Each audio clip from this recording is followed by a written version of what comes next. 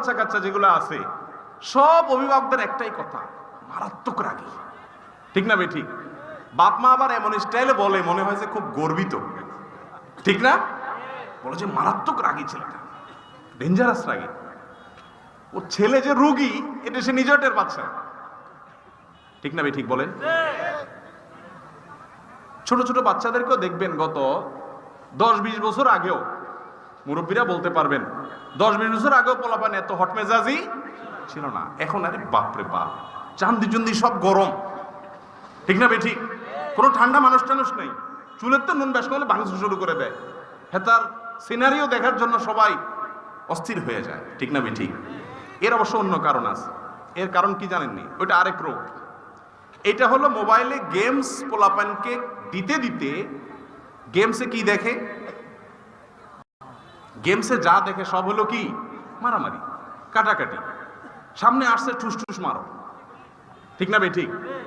ওই সাপের গেম যেটা খেলান একই কথা, খাই ফেলা। সামনে যারা আছে তারাই খাই ফেলা। এই যে গোটা সমাজে হানাহানি, খুনাখুনি, মারামারি, খাই খাই, ধর ধর মার মার কেন আসছে?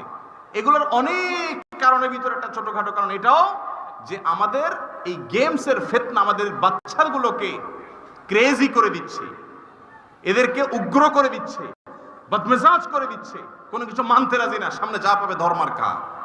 বুঝেন নাই কথা? আল্লাহ তাআলা আমাদের সবাইকে সুস্থ মানসিকতা অর্জন করার তৌফিক নসিব করুন। বলছিলাম ক্রোধের কথা। ছোট বাচ্চারাও এখন বদমেজাজি। ছোট বাচ্চারা যদি রাগ করে, এই আমলগুলো তো তাদেরকে বলতে পারবেন না, তাহলে কি করবেন? একটা পলিসি, একটা আমল শিখেন, রুকিয়া, একটা ঝাড়ফুঁক শিখেন।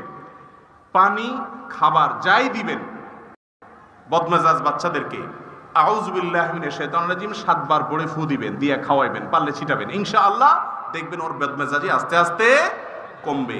এছাড়া আরো কিছু পলিসি আছে। রাগ হলে সাথে সাথে তার কাঙ্ক্ষিত জিনিসটা দিয়ে দেন, এটা ভুল।